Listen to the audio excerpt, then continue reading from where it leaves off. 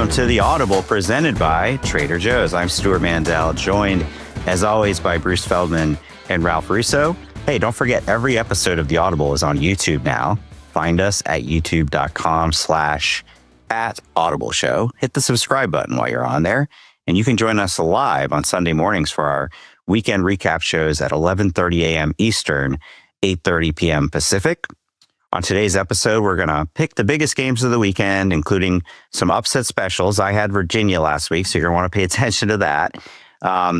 Ralph put out his AP ballot, and he hates Penn State. We're going to have to get in on with that. We're going to have to get into that with him. Of course, we had a coach firing at Arkansas this week. Guys, before we start, we're presented by Trader Joe's, and I like to give a shout out when I try a particularly awesome product there. Do you guys like, when you're watching football and eating snacks, do you like a good spicy snack? I like spicy snacks in general. Spicy's good, right? Yeah. Rolled corn tortilla chips, chili and lime flavor. It's going to get you, right? You definitely want to have a glass of milk and a glass of water nearby. But yeah, it's excellent snack. My daughter's in love with it. Pick it up the next time you're at Trader Joe's. You're not a big spicy guy, as I recall, Stu. No, well, I didn't used to be, but in California, you pick it up, right? Now I am a spicy guy. I definitely remember some trips to some Tex-Mex places with me, you, and Andy Staples on Friday nights in a college town. That was like 15, 20 years ago. Well, we're waiting for you to get out of the bathroom on a Friday night. Let me ask you real quick. Here's how you know. Okay, you go to Chipotle or whatever, your favorite Mexican restaurant, and they ask which salsa do you want, mild, medium, or spicy? What do you guys do? Usually medium or spicy. I'm a medium too. Yeah, medium or spicy, depending on the mood. Yeah, medium. So none of the fact that you said Chipotle was your favorite Mexican restaurant might tell those. No. Yeah. I said Chipotle or your favorite Mexican restaurant. Okay, Chipotle, first of all. I know. Chipotle. Secondly, okay, among the many things, I often bring my daughter into the conversation here. Among the many things she was excited about when found out I was doing the show, really doesn't care about football. A, I'm on YouTube, so that makes me a YouTuber. B, when she found out the show was presented by Trader Joe's, she was like, are we going to get free Trader Joe's stuff? To which I said, no, it doesn't work that way. But she was incredibly excited that we were simply a show presented by Trader Joe's. My daughter, she's a big fan. My daughter, who we sometimes listen to part of the Audible in the car, so she knows all about Audible presented by Trader Joe's. She says, when we go to Trader Joe's, she says, you're famous here. You should tell them who you are. I'm like, I don't think the people working the checkout at the Sunnyvale Trader Joe's are necessarily Audible listeners, but you never know. It's funny. Your 8-year-old daughter and my 19-year-old daughter seem to have similar approaches to what they think of our presenting sponsor. Let's get to some news. There is news in college football this week. Arkansas fired Sam Pittman on Sunday, right after we did the Audible, and have promoted a very familiar interim coach, Bobby Petrino. And in his statement, the AD, Hunter Yurchek, said that Bobby Petrino is in consideration. They're going to do a national search. They always say that, right? But he is in consideration for the permanent job. May I remind people that in 2012, Bobby Petrino got fired as the Arkansas head coach, and he was very successful at that time, because he got in a motorcycle crash and there was a woman on the motorcycle with him, and he lied about who that woman was, but it turned out it was his mistress, who he had secretly hired to a job in the athletics department. So it's just like every unethical box you can check, he checked it. Jeff Long, the AD at the time, fired him. And here we are a dozen years later, and he's going to lead the Razorbacks out of the tunnel. Ralph, your thoughts on the possibility of a Bobby Petrino sequel at Arkansas? Yeah, pretty amazing that we can come back to this. I can deal with the idea that he was the offensive coordinator. They brought him back to be the offensive coordinator. That was a big deal, him simply coming back to be offensive coordinator. And the funny thing was, maybe not so funny if I'm Sam Pittman, as soon as that happened, everybody thought, oh, Bobby's angling to get Sam's job. Like, there's no doubt Bobby's angling. Now, whether Sam got what was, I don't say what was coming to him, that's mean, but like Sam Pittman was fired justifiably, right? But we got to where we thought we would be, which is Bobby Petrino, interim head coach. I can live with that. The next step of it, that he could possibly be the permanent replacement, that seems like a bridge too far. And this is not me getting on my moral high horse. This is not me wanting to cancel Bobby Petrino. It's more of, hey, Arkansas, have a little self-respect, right? Just, is there anybody within the Arkansas community, not fans, fans just want to win. And I understand, like, you're all in on just get me the guy who will win, and he won here. If you're a decision maker at Arkansas and this guy embarrassed your school in every way possible, you are almost, Arkansas football is synonymous with being embarrassed by Bobby Petrino over it's the most significant thing that has happened to Arkansas football over what was that? Was that 10 years ago, 12 years ago? Yeah, 12 years ago. That is the most notable thing that has happened to Arkansas football. Why in the world would you consider bringing that guy back to be your permanent football coach? At some point, there has to be someone in the decision-making stratification of Arkansas football who says, we're not doing that again. This guy was absolutely, again, embarrassed us on a national stage. So I don't know, like, just again, somebody at Arkansas have like just have a little bit of sanity here and like hold this guy accountable to a certain degree. Yeah, I hate to bring this up because it's going to just diminish, because it's like, I think we can all be pretty blunt about it. I would say there's like only one other head coach I know of in 30 years of covering the sport who probably was as, probably, I don't say loathed. No, yeah. Probably like as disrespected by his peers. There's only one other guy I can think of. That guy's not a head coach anymore. Charlie I don't want to say who Weiss. that is. No, it's not Charlie Weiss. No, it's not Charlie Weiss. Yeah. And this is just about a lot about character, a lot about how he treated people. And this dude's just going to keep throwing names out until he can get a reaction. You're done.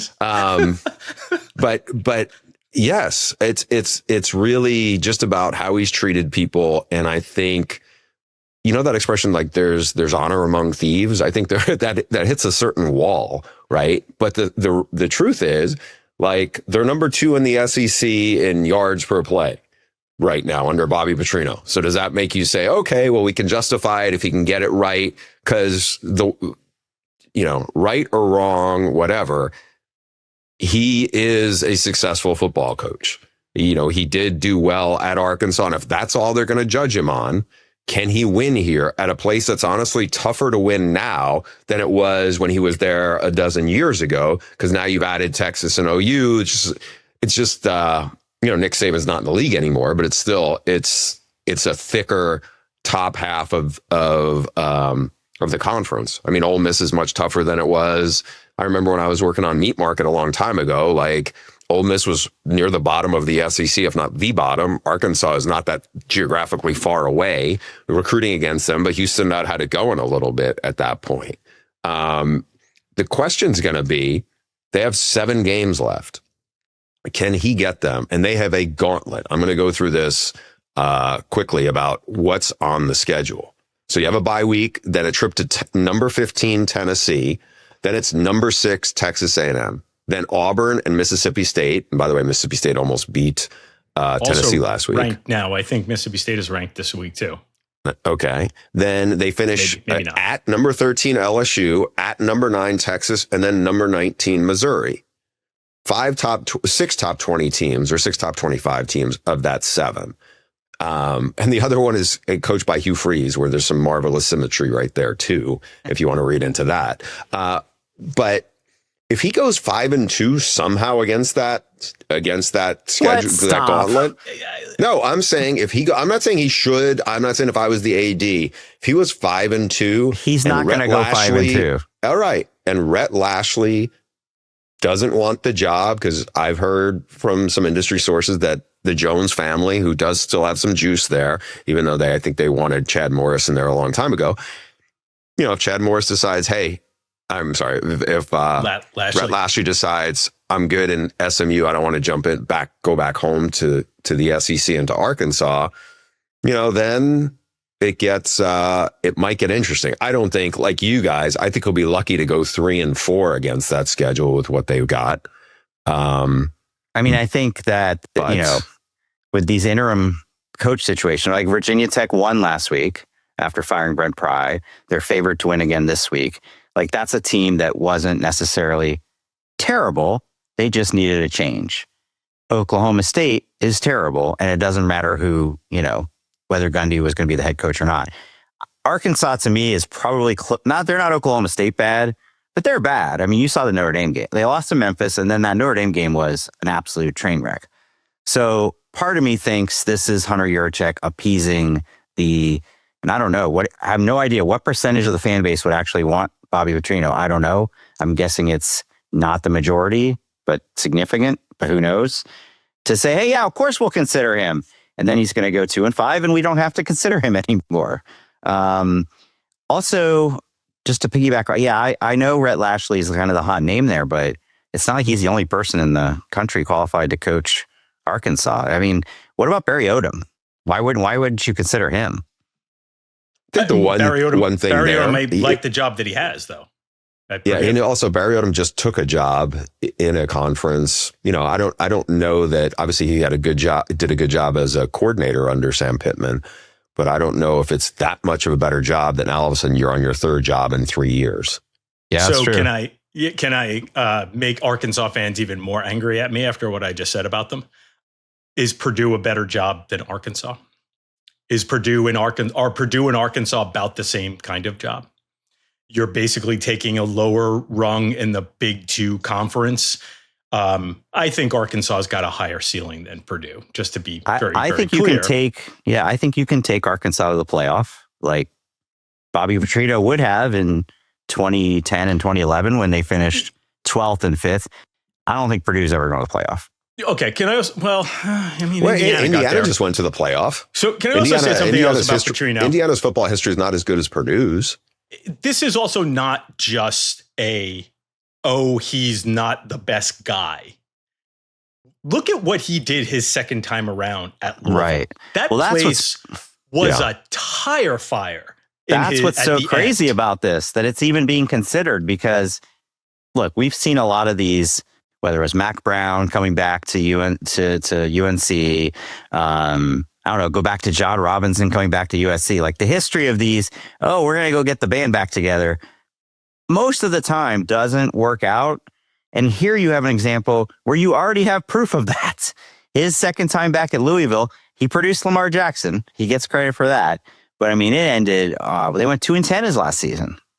And everybody hated him. I remember going there the following year. Scott Satterfield had just got there. I ran into some of Scott Satterfield's staff at the NFL Combine, and the stories I was hearing about what they walked into, I remember I told my editor, hey, I'm going to drive over to Louisville tomorrow. And it was amazing because they're just like, we could do a separate show on how people felt after he was out of the building. Like, I've never, we've done a bunch of postmortems where people, after they left, everybody was walking with a little more spring in their step. This was like times 1,000, just about how toxic the vibe was inside the building when he was there, right? I'm sorry, Bruce. The last thing I thought you were done. I'm sorry, but the last thing I want to say on this is also, when we have these situations, and again, it's not about me getting on my moral high horse and wagging a shame on you finger at Bobby Petrino. Again, it's part him, part what he's done to lose his jobs or to walk away from jobs like he did with the Atlanta Falcons, and also part his record. It's not like this is like Urban Meyer's record. The other thing that comes to mind, though, to me is like, if I'm a younger head coach or there's a whole bunch of smart coaches out there. Right? There's just a whole bunch of guys who would love that job. Like, go get one of those guys. Like this, just like the idea that this guy is so well qualified. How could you not hire Bobby Petrino? Now, listen, if nobody else wants the job, there are going to be guys who want it. GJ Kinney was actually an assistant there. Yeah. And GJ Kinney's a really sharp young coach. Go hire Ryan Silverfield. He just beat his Memphis team just beat Arkansas. Without question. I think they'll have good options. We got into a little bit of like, what is Arkansas right now? I don't know if we want to stick on that for a little bit, Stu, and like where that ranks in the pecking order of, jobs, and is it as good as this? It's definitely a job that's become harder. They have to spend money on basketball. So that's something. Like, that doesn't necessarily mean you can't be good at football, but it definitely is a conversation you're going to have with that coach. It's like, hey, we didn't bring John Calipari in here to be like, to not contend for national championships. So there's some thought about like where you stand in terms of investment in football. Not that you don't care, but do you invest the same way that your competition does? Hunter Yurachek has actually, I feel like does Hunter Yurachek speak at the Little Rock Touchdown Club like every 2 weeks or maybe every month?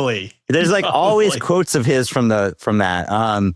He's been pretty blunt about how they're struggling to keep up financially in the NIL era. Now with revenue share, like there's no reason any SEC school shouldn't be able to pay the full revenue share, right? Sure. But Arkansas struggles when it's open season NIL, because as I believe he said at one point, we can't expect, they have two absolute mega donors, right? We have the Walmart folks, right? And is Jerry Jones is he a booster? Yeah, he was also, on the Tyson 1960 folks. Yeah, and Jerry Jones was an offensive lineman on the 1964 national title team, where he was teammate of Jimmy Johnson. So Ralph's right. They have, in fact, watching the game this weekend, you couldn't miss the big Tyson logo on the field. But they can't just go to them every time and be like, "Oh, we got a 4-star quarterback we're looking at." So he's talked about that. But I still think people have short-term memories, and Arkansas hasn't been very good recently. But they like you said, they won a national championship, albeit a long time ago. They were pretty good under Houston Nutt. They were very good under Houston Nutt. They were very good. They played in SEC championship games under Houston Nutt. Petrino had those 2 double-digit win seasons. Bielema didn't pan out the way we would have thought he would. Chad Morris was a disaster. And Pittman's had a couple of good seasons, but just, hovering around 500 for most of the time. But I think it's a good job. It would be appealing. I think we should move to our next news story. And this was in the news Monday morning, actually. Paul Finebaum, ESPN's Paul Finebaum, SEC Network, went on Outkick and announced basically that he's considering leaving ESPN to run for Senate in the state of Alabama. It was a shocker, to say the least. We will let others get into the politics of it. What I want to ask you guys is, if that were to happen, how big a loss would it be for ESPN and the SEC Network? Because obviously Paul is a powerhouse. He's the face of the SEC. It's who everybody associates with it. I know they've got a deep roster of analysts there, but if he left, what would SEC Network do, you think? Well, one thing I feel like I've learned over the years, never working at ESPN, but obviously knowing a lot of people at ESPN and watching ESPN is bigger than any one person, right?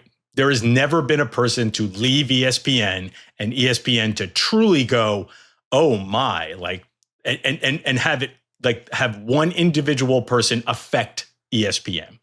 ESPN's a monster. As long as ESPN is ESPN, it will always be fine. However, I say that to set up that like Paul Finebaum is an iconic figure in college football in the SEC, and he's a piece of SEC lore to a certain degree, right? Like, so I don't think it's nothing. Like ESPN will go on, the SEC Network will go on, everything will be fine, but it is a significant hit, I think, to the college football ecosphere if he steps away from it. And certainly I would be interested to see what the SEC Network does next, who replaces him on a show. You'll never really replace that show. You will evolve to somebody else will sit in the chair, but it will evolve to something else. but it's just been such an iconic piece of the lay of the land in SEC country for such a long time that I can't, like, it's a cultural phenomena that would be coming to a close. So it definitely would leave a gaping hole. But Bruce, I don't know, maybe Paul's contract is up soon. Yeah, we don't know how it's going to play out. We had some reporting from Joe Rexrode this morning. He did a big feature on Summer. His contract was actually renewed last year. So okay, yeah, it's not I don't know, but he is 70. Maybe he's planning to retire anyway. Retire is one thing. Going to politics is a different thing. That's not like going out on the golf course.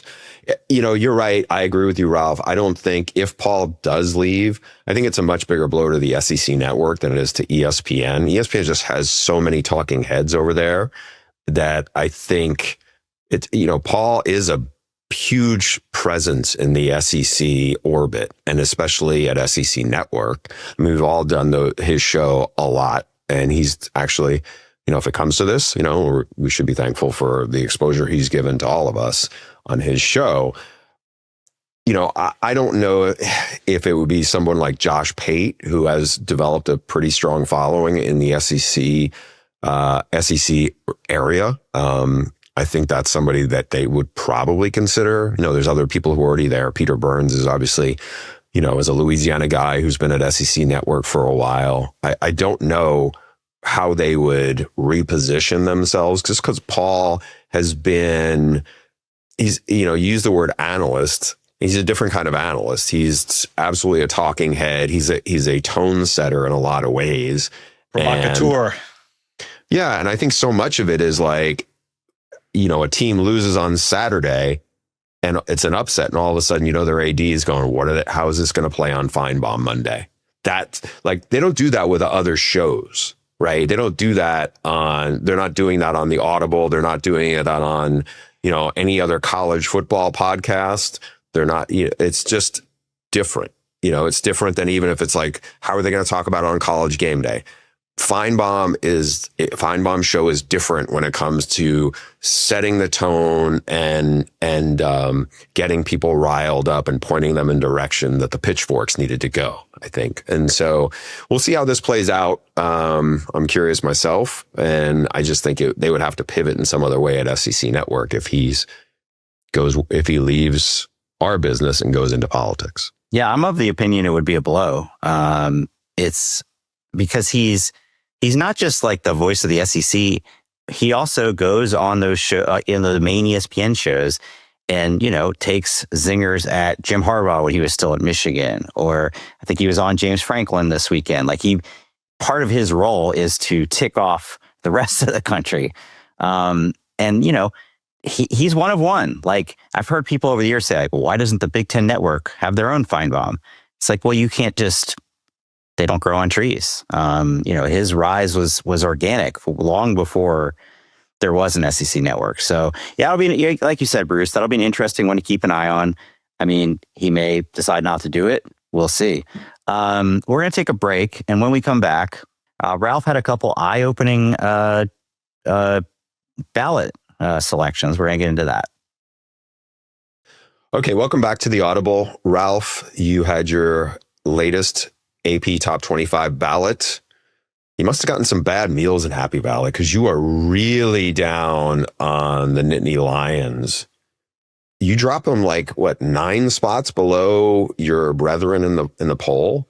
Why so sour on them, and why so bullish on the Florida State Seminoles? Did you not watch the game that Stu had predicted so astutely as Stu did when he looked into his crystal ball and he nailed the Virginia upset? Yeah, Penn State is 7th in the AP poll. Ralph has them 16th. So, context important here. I did not drop them as far as they dropped in the actual poll about 4 spots. I think they went from 3 to 7 this week. I had Penn State 7 previously. So they went from 7 to 16. I know that's still a larger drop, but not quite as much, as just to get perspective here. Part of the reason why is because as much as Penn State played a very good game and they look like a team that is in the same ballpark as Oregon, but Penn State hasn't beaten anybody yet. Their 3 wins are against 3 pushovers, and they lost their only significant game. The greater issue was, as you brought up with Bruce, is the Florida State thing became like the two things are problematic. They were tied together. Clearly, I needed to drop Florida State this week. However, Florida State beat Alabama, right? So how can I drop Florida State but still keep them ahead of Alabama, who I have to keep ahead of Georgia, who I have to keep ahead of Tennessee, just because these teams all played very recently, right? I know as we get later in the season, we can rearrange some of that stuff. And, the head-to-head doesn't have to be the be-all, end-all. But for right now, it was only a month ago that Florida State beat Alabama. So it was hard for me to move Florida State down too much. So I only moved Florida State down a little bit to 11. And then I went Alabama 12, Georgia 13, Tennessee 14. So at that point, okay, that's the area I'm going to slide in Penn State, right? So I ended up going LSU next and then Penn State. So Penn State got caught a little bit in the wash of having to make that decision and having that block of 4 teams that I needed to wedge in there. Ralph, in your mind, what is the difference between Penn State? And by the way, I don't think they should be 7th necessarily. I mean, yeah, I think the AP voters in general have them too high and you have them too low. What's the difference between Penn State and your number 8 team, Texas, who lost their only important game and then their wins are over San Jose State, UTEP, and Sam Houston? Yeah, you got me there. Honestly, I even wrote it in the column yesterday saying I get it. This is maybe a recency bias thing. Texas was on the road against Ohio State and basically played them, it was a 1-possession game, right? Ohio State was without question the team that deserved to win that game, but Texas played a close game on the road against the number 1 team in the country. So, is it recency bias? Is it just I just saw Penn State and they struggled a little bit in their earlier games, but then again UTEP. So I don't know if I've got a good answer for you, Stu. I must admit, when I took a step back after voting, I found myself going if somebody calls me out on that, I don't know if I have I don't know if I have a great answer other than Bruce that it was just the eye test. Can I explain my theory on this, Ralph? You don't have to confirm it because I feel pretty confident in it. You took a trip to Happy Valley. I'm guessing you didn't like the food. You've been to Austin many times. I think you feel like you've been taken care of much better than you were in Happy Valley, and you gave them a little nudge. That's what I think is at play. Here's here. my theory. Can I put on my own theory? You can tell us which of us is right. Here, it got to you thought you were going to be able to write the story because people say oh, who do you root for? You root for this team. No, we root for stories, right? We want to write the most interesting story we can. And you're like, yes, I'm going to get to when they came back. You're like, I'm going to get to write the definitive Penn State finally breaks this drought. And then they came back damn it, I got to write the same. You're like, I got to write the same freaking story. And so then when it came time to do your ballot, I'm sick of these guys. I'm sick of writing about them. Drop them far. That neither of those is true. Now, subconsciously, there might have been something going on there. There certainly wasn't a conscious decision on my part to do that to Penn State. Listen, I do think there is a little bit of you see a team up close. And by the way, I was at Texas, Ohio State too. And you see a team up close and you sort of spot some of their flaws a little bit.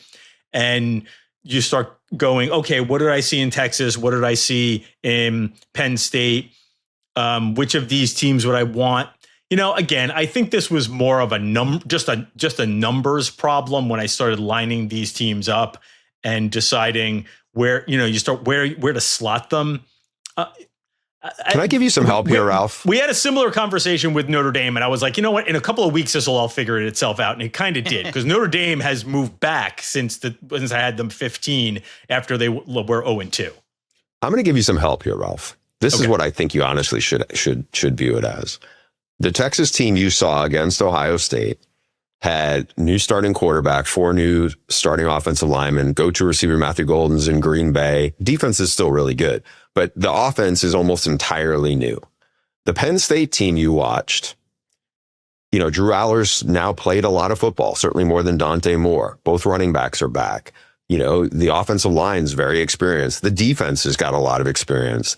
To me, the better point would be, and I'm not saying this is, anything's proven out. It's not like Texas has played lights out since that game, but I think it's probably more understandable for Texas to go on the road to the defending national champs and lay an egg than it is for Penn State for 3 quarters to look pretty listless with a more experienced team at home at a whiteout environment. Because home versus away, to me.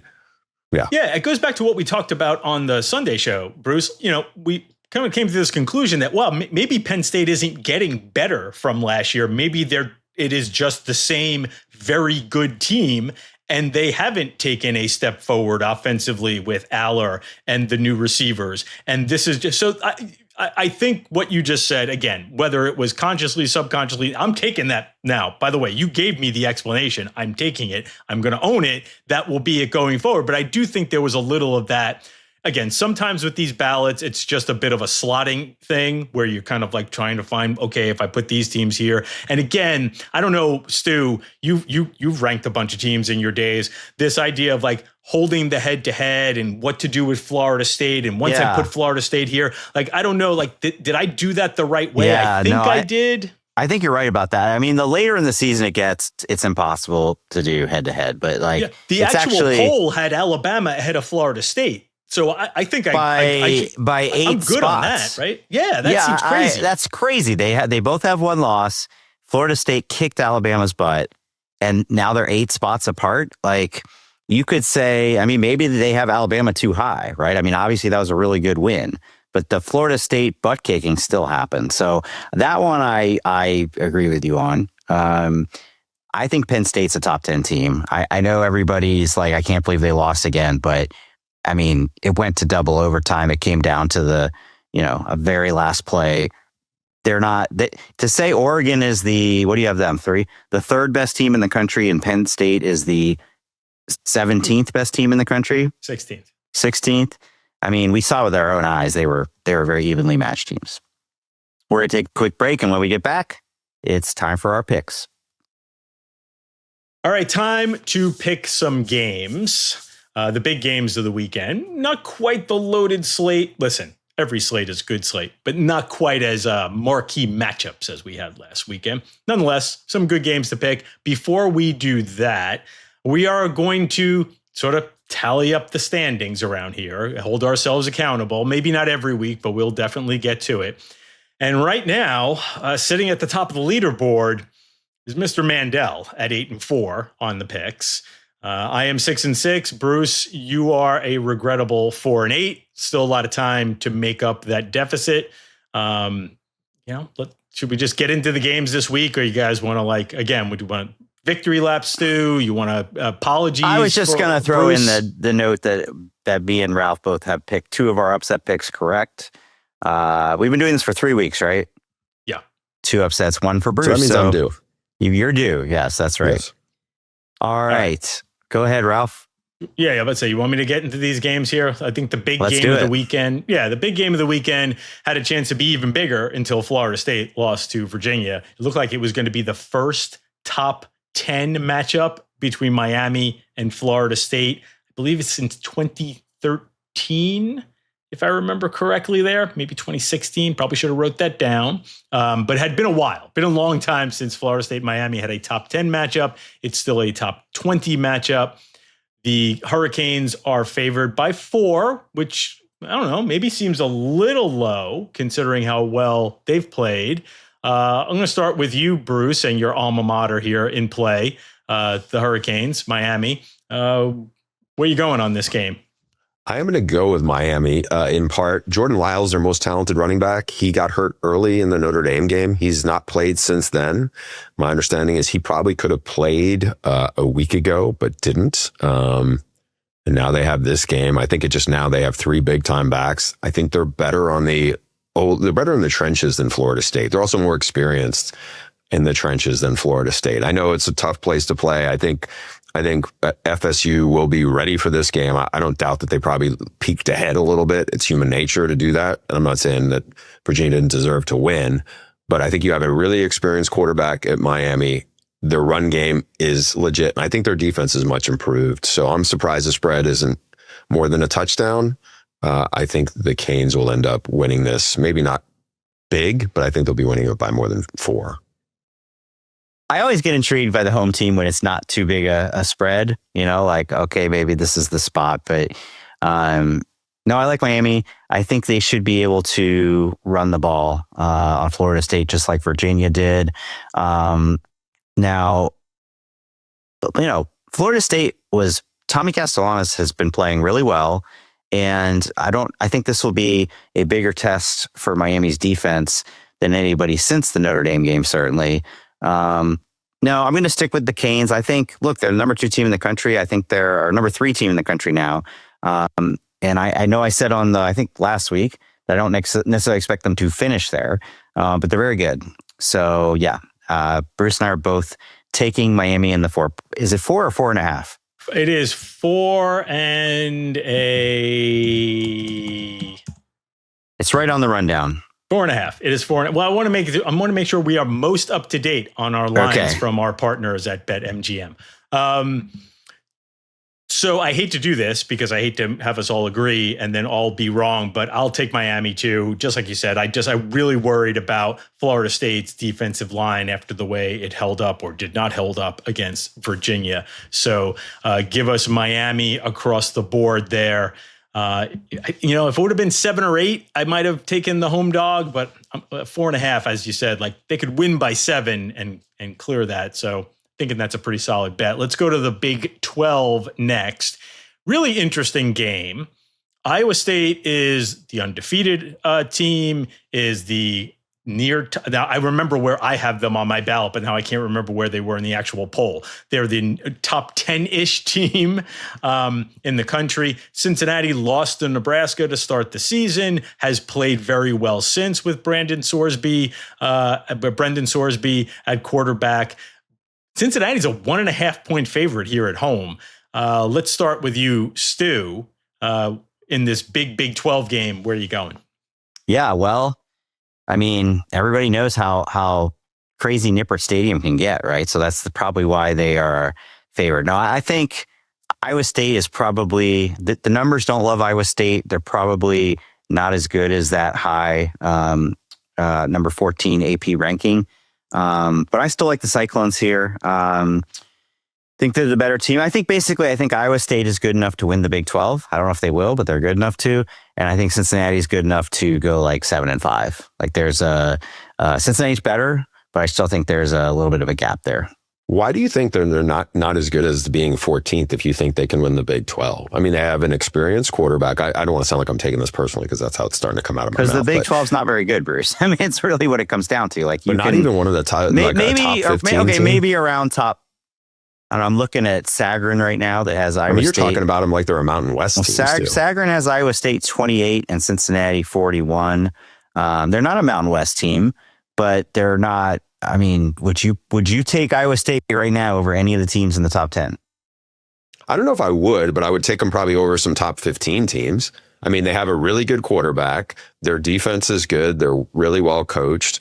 I think we're starting to see their skill talent start to step up. You know, we talked about this a little bit on our show on Sunday. And I think they have like a good leadership. Like they're a tough team. And I think that goes a long way. It doesn't mean they're going to run the table, but I think they're definitely deserving to be a top 15 team. Yeah. They brought the hammer down against Arizona. Yeah. I mean, they just, Arizona, again, not a great team. They won one game of note, but they were undefeated and they just blew them off the field. I do think the Bearcats are quite a bit improved. Sorsby's a good quarterback and they can run the football pretty well. But I think Iowa State can limit them. I just think their defense is really sound and I like the way they're playing right now. So to me, this is an easy call. I think. So you're both, you're both taking the Cyclones, right? Yes. All right. So I was a little hedging here, but to push me over the edge, I will go against you guys because I don't want us to always be in agreement. That's great. But it was close. It was close anyway. I was kind of going back and forth. You know, I mean, guys, Cincinnati did beat Arizona State, eventual Big 12 champion Arizona State at home last year. Granted, they were without Sam Levitt. But without Sam Levitt. I would say that, yeah, they were close to sort of having a better year last year. They had a lot of close losses. And, you know, Scott Satterfield's situation coming into this season, I would say a little tenuous. They kind of need to win some games. I think everybody in that building understands that they need to win some games this year. I have been Cincinnati curious since the preseason, insofar as like I've been sort of circling them as like, what's the Big 12 team that's going to come from the back of the preseason poll and contend like Arizona State did last year, like other teams tend to, like Colorado did last year. So let's just go all in on the Bearcats and Sorsby and a very much improved running game. Their offense is clicking. Their defense still leaves a little bit to be desired. But yeah, I'm going to go all in on the Bearcats to defend their home field here and be the surprise contender in the Big 12 because we know we're going to get one of those. I like it. Right. I'm sure Marty Gilliard will be very happy with you. Tony Pike, who's some past Bearcat. Tinker Keck, some great Bearcats greats of the past. Or throw out Oscar Robertson and Sandy Koufax too as you go down the lineage. I mean, those seem a little obvious, but okay. You know what? Just as a quick aside, and this probably won't be quick at all, and I shouldn't have brought it up. But at some point on my Instagram, there was some like debate about the school with like the best 3 athletes: baseball, football, basketball. Yes. And I remember sitting there thinking. Yes. Now I live in Los Angeles. I'm like, oh, Jackie Robinson went to UCLA, Kareem Abdul-Jabbar, formerly known as Lou Alcindor, obviously, and then Troy Aikman. I was like, somebody's going to say this, and certainly a bunch of people ended up doing it. And somewhere along the way, I saw somebody point out Sandy Koufax, arguably the greatest left-hand pitcher in baseball history, Oscar Robertson, Mr. Triple Double, and pick a Kelsey brother. Like you got a Hall of Fame center and a Hall of Fame tight end. Yeah, it is really, really good for your hometown schools too. That's right. Is Travis Kelce the greatest Bearcat of all time? Probably. I don't know all the annals of UC football. I don't think he was history. When he was there because he didn't. But I mean, you could say Jason Kelce maybe. Yeah, you'd have to sort of weigh NFL career, but in that discussion, you are right in that three best athletes just from your school. You are looking at the entirety of their body of work, to use that terms. Yeah, I think I got. I don't know if I started that on Twitter, but somebody brought it up and I retweeted it, and then it became. It grabbed some traction with, I know, Bruce chiming in. All right, let's move along. Next game, big SEC game. How many times in our lives have we said big SEC game, Vanderbilt at Alabama? But it's a revenge game for Alabama after Diego Pavia pulled the huge upset last year in Nashville. Now they go to Tuscaloosa. Bama's playing better lately. This is a big game. Vanderbilt might be better this year than they were last year, by the way. So I'm going to start with you, Bruce, on this one. The line is 10.5. Is Alabama favored by 10.5 against the team that they lost to last year? Ralph, I do think Vandy is better than they were last year. Obviously, Pavia is back. Eli Stowers, terrific tight end, is back. I think it's a team playing with a ton of confidence now. Everything, I mean, we had a bunch of really good stories on Pavia last year, and you did one of them. I just feel like, his whole aura has carried over to that program. There's an edge to it. And this is going to sound like I'm hedging. I think Alabama wins the game. I don't think they cover. I think it'll be close, but I think Alabama, it's kind of natural to have a little bit of letdown coming off of their big road win at Georgia at a night game. But they're not going to take Vandy lightly at all after last year. But I think they're going to be in a scrap, and I do think they'll come out with a win. But I think it's going to be close. Stu? So I think sometimes we forget these are picks against the spread. So your pick is Vandy. My pick is Vandy, but I think Alabama actually wins the game. I think I agree that Vandy is a better team this year than last year, but it's Alabama at home. Their bad losses under Kalen DeBoer, been on the road. I've been away from Tuscaloosa. I think at Bryant Denny, I think they will cruise. I think they'll cruise. Oh, what does cruise mean? By win by like 2 or 3 touchdowns, you think? Win by like 14, 17, something like that. Okay. I'm with Bruce. I'm going to take those 10.5 points. So on Sundays, we praise the winners and talk about how amazing the team that won the game was. And on Sunday, that was Alabama beating Georgia. And then on Monday, we take a step back and go, oh, that didn't go as well in that game. That's something you should be worried about, right? Georgia ran all over Alabama. They came like 260 yards rushing. Florida State also ran all over Alabama. And I think this option-based offense with Pavia running around, now they've been throwing the ball great. They've got 3 excellent receivers, Sherrill, Richardson, and the tight end Stowers. Pavia is terrific, but I just wonder if that style of offense is going to be a problem for Alabama, such to the fact that like they won't be able to shake them. That Vanderbilt will manage to score enough to keep pace. So I'll take that 10.5 points. I'm probably with you also, Bruce, in that like I don't see Alabama losing again to Vanderbilt, but yeah, give me them 10.5 points here. And Alabama is banged up at linebacker too, by the way. Two good players are probably down for this game. One for sure, and the other one I don't think will be in it either. So, and those are guys I think will be missed against this kind of offense. All right, last one. We stay in the SEC.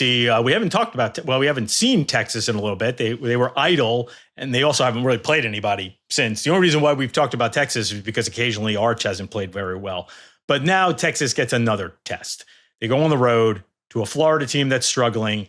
Maybe this is Billy Napier's last stand kind of game. Here's your chance to turn the season around.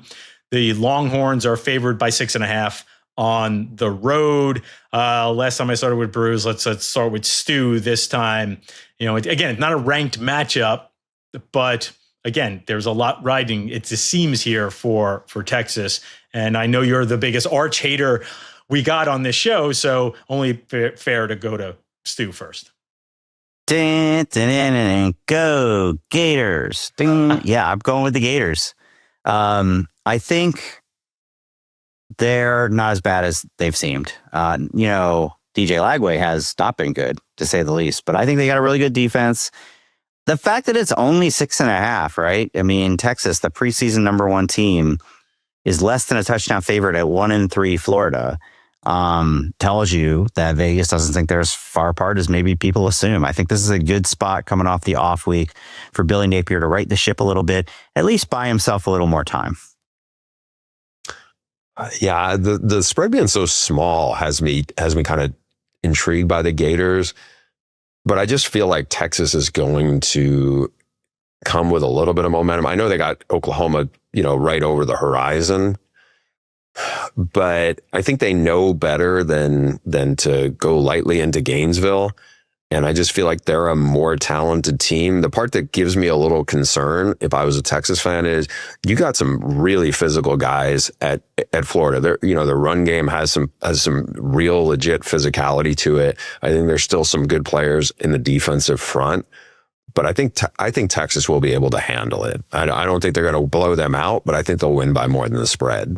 Ralph, decide the tie here. Yeah, I'll take Texas here too. I just have a hard time seeing Florida scoring much against that Texas defense. I also do wonder, I don't know if you've looked into this, Bruce. I haven't yet.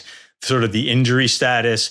Texas has been banged up at running back with Wisner and Baxter. I think both of those guys should be back after a bye week. I'm not sure the status of Emmett Mosley, the wide receiver, who they've been waiting for, the transfer wide receiver. But again, I think that they were hoping that they might be more whole offensively than they've been, and maybe a little more momentum, a little more feeling good after, putting 55 on Sam Houston. Still questions about Texas's offense against a good Gator defense, but I just, man, can the Gators get to 20 against Texas? I don't know, man. I'll go 6.5. I'll lay that 6.5 and with with the Longhorns. All right, so now they don't have to get to 20. They could lose like 19-13 and cover. Yeah, but I think Texas's offense will play better, though. I'm not saying they're going to explode for 35 or 45, but I also could see that. That's the other thing, too. Like, I could definitely see Texas kind of walking in there and going, yeah. We were the number one team in the country. We're going to show that this week. We needed a month to get to knock some rust off, get some things right, get some people healthy, and now we are ready to assert ourselves a little bit as the preseason number one team. I could see that happening. That's a scenario I could see play out this weekend. All right, Stu, since you're Mr. Upset Pick, at least last week, you want to start us with your upset pick this week? Sure. I'm more than most people. Like, I totally believe in the West Coast, East Coast travel thing.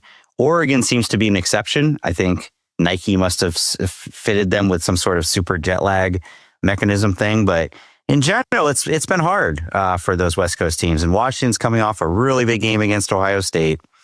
They're traveling all the way to Maryland, who's got an exciting freshman quarterback. It's a big game for them. Washington 7.5 feels a little bit big to me. So give me the Terps. Okay. That's the second time I had an upset for the Terps a couple of weeks ago. So there's some love on the Audible for Mike Loxley's program. All right. I'm going to pick a game that is very near and dear to Stu's heart. And that is Louisiana Monroe, a 10.5 point underdog, going to face the Northwestern Wildcats. You know, Bryant Vincent's team has only lost once this year. Now, they lost by like 70 to Alabama, but Northwestern's not Alabama. And they know how to run the football. They're really good. Bryant Vincent's, you know, he was the same guy who before Ahmad Hardy was running wild for Missouri. He was running wild at ULM. I think they will run the ball pretty well against Northwestern. The other thing is there's some connections on the staff between the ULM guys and the Tulane guys. And Tulane ran all over the Wildcats. So I know it's a big number. It's a double digits. But give me Tim Brando's alma mater over Stu's alma mater. Oh, wow. Yeah, that's big. That's big. I'll be honest, I didn't know they were playing each other this week. But now that I know, sure, go for it. Northwestern got off to the 17-0 lead against UCLA and then didn't score again. So everybody's like, oh, UCLA is going to go 0-12. Well, if that's the case, that doesn't bode well for Northwestern. Yeah, there's no way ULM has ever beaten a Big Ten team. That's no way that has ever. They beat Nick Saban. Yeah. They did beat Alabama once. If you can beat Alabama, you can beat Northwestern. Yeah. Well, that was a long time ago. Let's look at this for a second. So they opened against St. Francis. They lost 73-0 to Alabama. They beat UTEP by 6, and they beat Arkansas State 28-16. This is you have confidence that this team is going to go knock off a Big Ten team. I'm not betting the mortgage, but I mean, UCLA is not very good, and UCLA gave Northwestern all it could handle on the road. Well, that's one of these deals. Like we're going to be talking about, they beat a Big Ten team, right? They beat a Big Ten team. I know technically it is a Big Ten team, but if you're gonna target a Big Ten team right now, that's one of two. That's the one to target. Yeah. That's the one to go after. That's the one to go after. So my upset pick, Tulane ran for like 300 yards against them. I'm not saying they're Tulane, but. And ULM ran it up on Arkansas State too. That's how they beat Arkansas State, is they ran the ball a ton. He knows he's a really good offensive mind. And, you know, you go back when he was at New Mexico, they had, you know, Krosky Merritt, who starts now or plays a lot for the Commanders. I think he was this guy at New Mexico. And then last year, like I said, Hardy was a big time runner there and before he got to Missouri. So I admire this pick. I do. I love that you go so far off the grid. Yeah, no, me too. I applaud the boldness. So we've been encouraging Bruce to be more bold, and he is definitely being bold now. I'm going to the Big 12 for my upset pick. As I read it, I can get 7.5 points from. Now I understand it's not just a matter of covering; they have to win. But Kansas State, Baylor is a 7.5 point favorite over Kansas State. I hate to declare Kansas State cured after the Wildcats beat UCF last week. Kansas State's defense is still worrying me. They gave up a lot of yards last week to UCF, but Dylan Edwards was back. It seemed to get the Wildcats running game back in order. I am really worried about Baylor defensively. Baylor gave up about 27 points and a whole bunch of yards to like the corpse of Oklahoma State last week. So that's troublesome. And on that note, so I'll take Kansas State to maybe start being on the road to fixing its season. I am worried about Baylor's offense, but I could see that being a shootout both ways and Kansas State, grabbing it at the end. Baylor also made Auburn. Right. Baylor also made Auburn look like they'd fixed their offense. That's what I'm saying. Like Baylor couldn't stop Auburn at all. I think anybody with a functional running game is going to be able to make some hay against Baylor. And as long as Dylan Edwards is healthy, right? He got hurt early when they were in Ireland in the opener against Iowa State. I watched a lot of the K-State game and they were gashing. It was like, it felt like every play was run left where it was either Avery Johnson taken off. It was like a track meet because those two guys are so dynamic. I know Avery Johnson feels like he's been a disappointment to this time, but they had a spark. I don't know if they can sustain it, but that was an upset pick that I kind of looked at too. And I was just like, I'm going to ride Sawyer Robertson. I trust him a little more than I trust Avery Johnson, but I can get why you're going there. Also, just remember that UCF team held North Carolina to 9 points. That's just like, how did that happen? I'll give you one more unofficially. A bonus. Okay. Yeah. Appalachian State is a 2.5 point underdog at home to Oregon, to winless Oregon State. I don't claim to know anything about Appalachian State this year. I just know Oregon State They just went on a long road trip. They just went on a long road trip to Boise. Oregon State actually gave, almost pulled an upset last week. Yeah. But now they got to go all the way to North Carolina. So give me App State. But that doesn't count in the record books. It's gonna. If you whip this, we're gonna bring it up. I don't get to claim the picks. I don't have the nerve to put my name on, but I just float them out on the end of the podcast, so you don't get to claim it. All right, everybody, that's our show for today. We will be back Thursday, and we will answer your mailbag questions. So send them to theaudible@gmail.com. And remember, The Audible is on YouTube at Audible Show. Join us there on Sunday morning at 11:30 Eastern, 8:30 Pacific for a live breakdown of this weekend's games. We'll see you next time.